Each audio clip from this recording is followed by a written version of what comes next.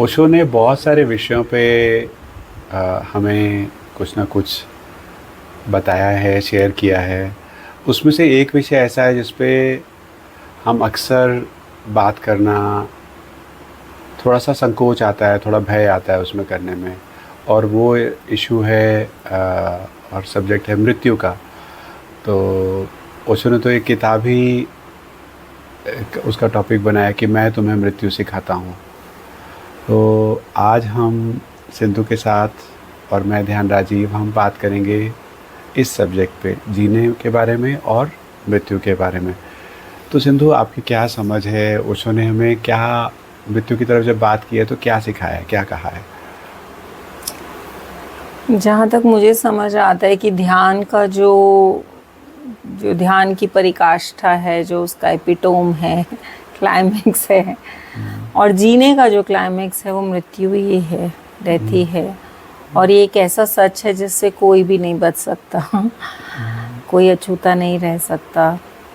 तो अगर हम कहें कि इस पूरे जीने का जो कला है वो अल्टीमेटली कैसा हमने जीवन जिया, वो हमें कैसी मृत्यु आई, उस पर काफ़ी निर्भर रहता है।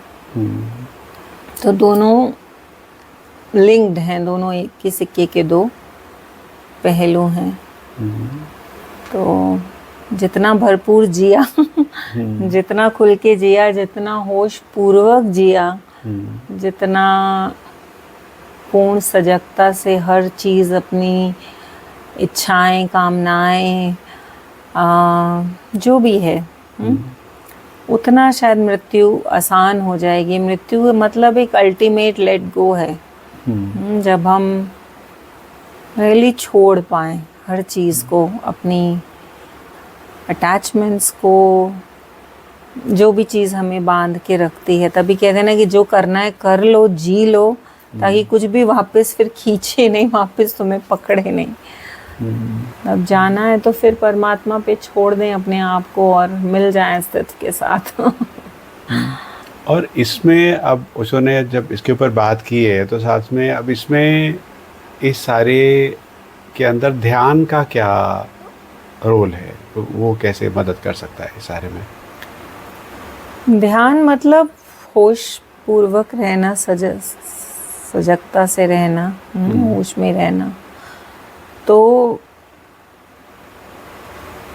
जहाँ तक मेरी समझ है कि जब मृत्यु आएगी और अगर हम उस होश को साथ साथ बना के रखेंगे कि हाँ, ओशो सुकरात की वो कहानी सुनाते हैं ना, अभी मुझे याद आ रही है कि उसको जब विष दिया गया तो वो इतने होश में था कि फिर वो कहने लगा कि ठीक है, अब मेरे पैर सुन हो गए, फिर धीरे धीरे मेरे हाथ सुन हो गए।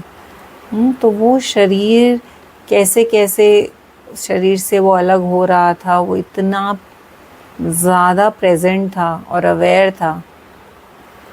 तो अगर ऐसी मृत्यु हम जी पाएँ, जब हम देखें कि धीरे धीरे शरीर हमारा अलग हो रहा है, फिर मन हमसे छूट रहा है धीरे धीरे, और फिर अंत में क्या बाकी रह गया, उसको अगर हमने पकड़ के रख लिया मृत्यु के टाइम, तो शायद हम दोबारा नहीं आएंगे। जैसे नहीं, ठीक है, जैसे हमें भी अभी ओशो जैसे यही समझ आ रहा है कि आप दो तरीके से जा सकते हो ये शरीर छोड़ के।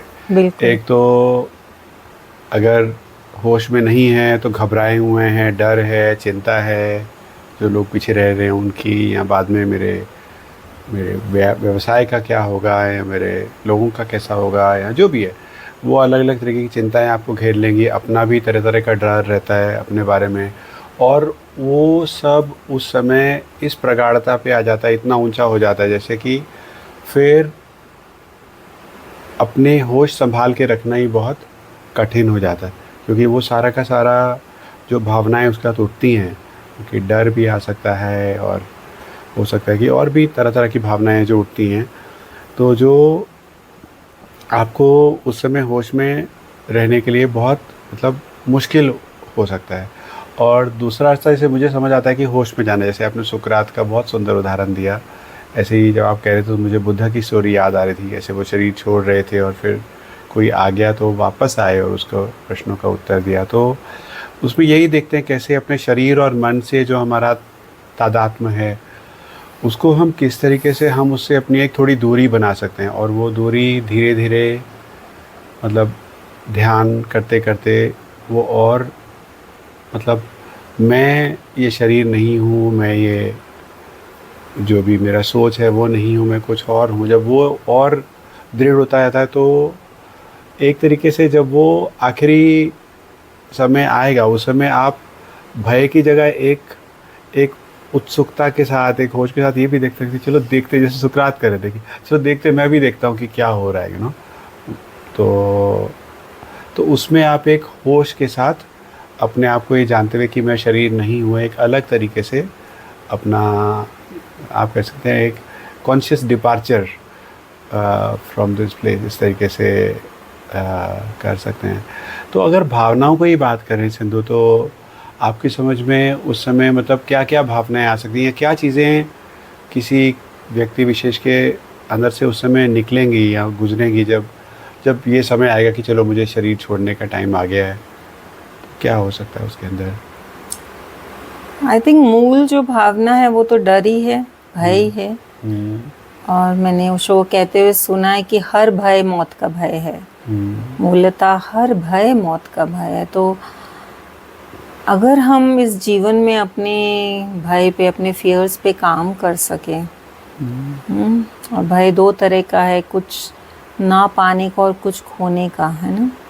तो अगर हमें कुछ नहीं मिला, हमें उसका भय है कि अरे अभी तक तो ये नहीं मिला, वो तो जीने में आ जाता है। और मौत शायद खोने का है कि ये शरीर खो दूंगा, मेरे सगे संबंधियों को खो दूंगा, मेरा मकान, मेरी ज़मीन, मेरा व्यवसाय, जो भी चीज़ें हमें पकड़ के बैठी हुई हैं।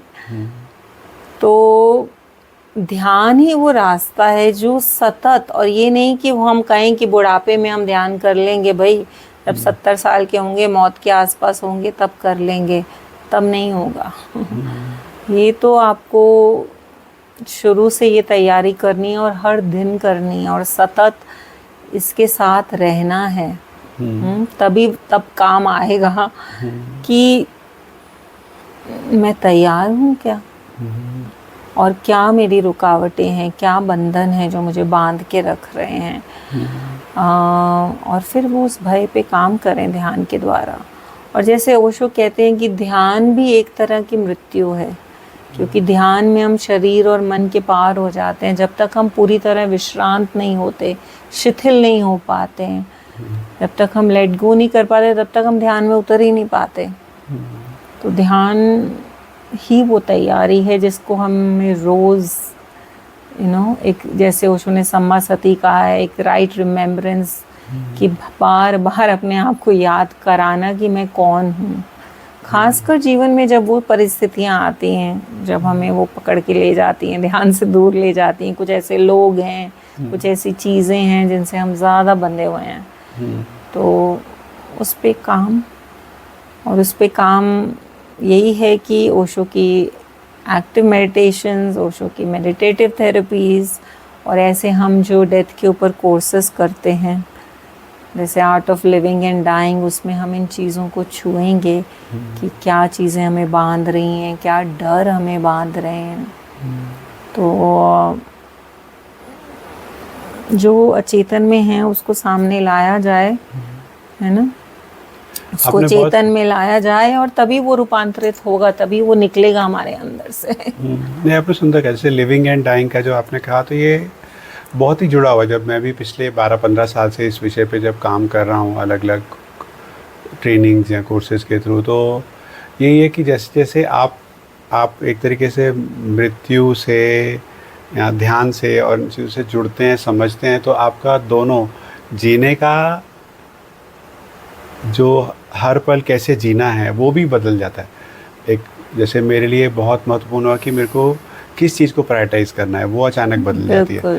क्या मुझे एक मकान बनाना ही मेरा ज़िंदगी का मेन मकसद रहा, या एक रोल्स रॉयस कार लेना एक मकसद है, या कुछ और है? तो क्या मेरी ज़िंदगी की प्रायोरिटी, मैं किसके लिए हूँ?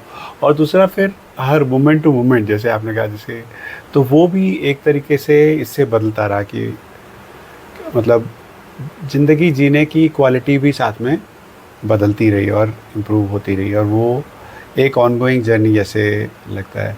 और दूसरा, जैसे आपने कहा कि 70 साल के हो गए तो अचानक वो मुझे मैं बार बार यही महसूस होता है कि ये जो ध्यान की जो मसल है उसको अगर बढ़ाना है तो 70 साल में कहेंगे सीधा तब मैं पूरा वेट उठा लूँगा तो होगा नहीं। उसको धीरे धीरे करके उस पर काम करता रहे, हम लोग काम करते रहें और वही ओशो के ध्यान रेगुलरली करें या आके समझ लें कैसे करने हैं। और फिर धीरे धीरे जैसे ध्यान हमारा गहन होता जाता है तो अपने आप ज़िंदगी जीने का भी ज़्यादा मज़ा आता है और छोड़ने के टाइम पे भी होपफुली हम ज़्यादा होश में छोड़ पाएंगे। तो सही कहा आपने बिल्कुल। और मेरा ये मानना है, या मेरा जो भी अभी तक का अनुभव है, कि अगर मैंने कोई चीज़ बहुत होश से जी ली फिर वो मुझे पकड़ती नहीं है।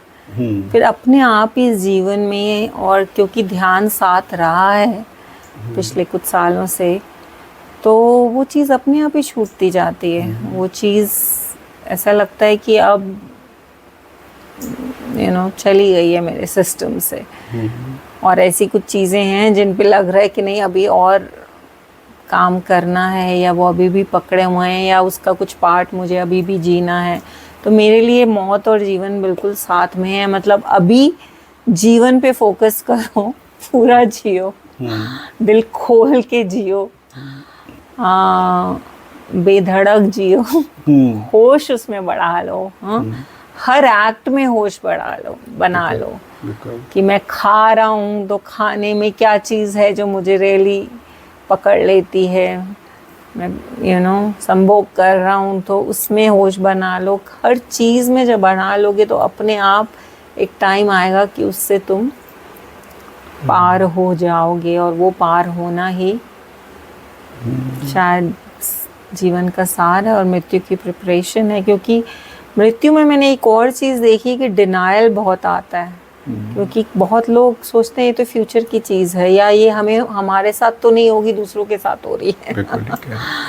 पर असल में तो एवरी बॉडी, हर शरीर को तो मरना ही है। तो पहले ही जान लो कि मैं शरीर नहीं हूँ, मैं मन नहीं हूँ, मैं कौन हूँ। पहले ही उसके साथ साक्षात्कार तुम्हारा हो जाए, उससे तुम देख लो उसे मैं कौन हूँ, उसका अनुभव हो जाए तो बहुत शायद सुगम हो जाएगा। तो इसके लिए हम एक बहुत ही 3 दिन का छोटा सा वर्कशॉप करते हैं, the art of living and dying. तो उसमें हम देख रहे हैं कि किस तरीके से इसके अलग अलग पहलुओं को हम देखेंगे, खोजेंगे। जैसे आपने भय की बात की, डिनायल की बात की, और इस तरीके से क्या रिग्रेट्स हैं हमारी लाइफ के, या क्या और पहलू हैं इस विषय से जो कई बार हम अकेले में रहें तो शायद इसके बारे में सोचना भी, जैसे मैं खुद कोशिश करता था तो भावनाएं इतनी प्रबल हो जाती थी, मैं कुछ भी सीधे से सोच ही नहीं पा रहा था इसके बारे में। लेकिन एक प्यार की ग्रुप एनर्जी होगी, उसमें हम सब लोग मिल के इन विषयों को देखेंगे और उस जर्नी में इकट्ठे जाएंगे तो बहुत चीज़ें और क्लियर हो जाएंगी साथ में। और ये सारा का सारा कुछ जो होगा वो ध्यान के एक पृष्ठभूमि के अंदर होगा। तो उसके अंदर सब चीज़ें, मतलब फिर ज़िंदगी में कैसे उसको दोबारा से एसिमुलेट करना है, कैसे उसको वापस उसको लेना है, और कैसे वर्कशॉप के बाद में भी हम इस जर्नी को कंटिन्यू कर सकते हैं, उसके लिए हम कुछ टूल्स को भी देखेंगे।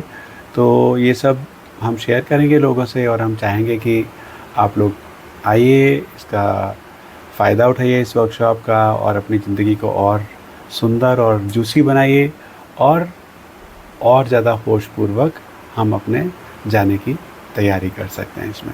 एक और चीज़ मैं कहना चाहूँगी जो मेरा अनुभव रहा है लोगों के साथ, कि ये नहीं कि मटेरियलिस्टिक चीज़ें लोगों ने नहीं जी हैं, लोगों ने प्रेम नहीं जिया है। बहुत टाइम हम बहुत संकुचित हो जाते हैं, और हम किसी को कुछ कहना चाहें रिश्तों में वो भी नहीं हम कहते हैं। तो मिसकम्युनिकेशंस हैं, हमारे फियर्स हैं, तो प्यार, जॉय, आनंद भी नहीं जिया है ना, वो भी वापस लाता है। तो जो भी हमारे कार्मिक हैं, मैं कहूँगी कि उन्हें पूरा करें, तभी उनसे मुक्त हो सकते हैं। तो ओशो ने ऐसे जो ध्यान विधियाँ बनाई हैं जो हम इन कोर्सेज में साझा करते हैं, जो रियली जो भी दबा हुआ है ना, उसे निकालने में बहुत हेल्प करती हैं, बहुत सपोर्ट करती हैं, ताकि हम और खुल सके। क्योंकि हम कह तो रहे हैं कि खुल के जीना, पर वो जीने की कला भी नहीं आती है। और वो ओशो की ध्यान विधियों से और जो स्पेशल हम टेक्निक्स बताते हैं इसमें, उससे वो खुल सकते हैं, ताकि वो खुल के पहले जीना शुरू कर दें और फिर मौत को भी एक्सेप्ट करना शुरू कर दें। और कभी भी टाइम लेट नहीं है, यू नो, जब जागे तभी सवेरा। तो आपकी जो भी एज है अब ये नहीं सोचें कि अरे अभी तो ये फ्यूचर की बात है, या अभी आप हैं ऑलरेडी 60-70 के पार, तो आपको तो शायद तब तो वेकअप कॉल है ही है कि भाई अब और देर मत करो, जाग जाओ। हाँ, मेरे को तो इसमें कई बार जैसे मैं अपनी भी देख रहा हूँ कैसे वर्ष बीतते जा रहे हैं, तो मुझे तो ऐसा महसूस होता है कि ऐसे ही आभास लगता है जैसे बहुत बहुत जल्दी बहुत लेट होता जा रहा है। मतलब इट्स इस तरीके से, मतलब यू नो, समय एक तरीके से अपनी गति से चलता रहता है और अचानक मतलब अभी हाँ इतना ही टाइम बाकी है। समय तो बहुत जल्दी भागता है, और एक अर्जेंसी, और जैसे आपने प्रायोरिटाइज कहा कि लाइफ में प्रायोरिटी सेट करनी ज़रूरी है। तो नहीं तो समय चला ही जाएगा। और मौत बता के तो आ नहीं रही है कि मैं अब आने वाली हूँ, कभी भी आ सकती है ना। ओके, तो हमारी तरफ से इतना ही, मिलते हैं। नमस्ते। Thank you.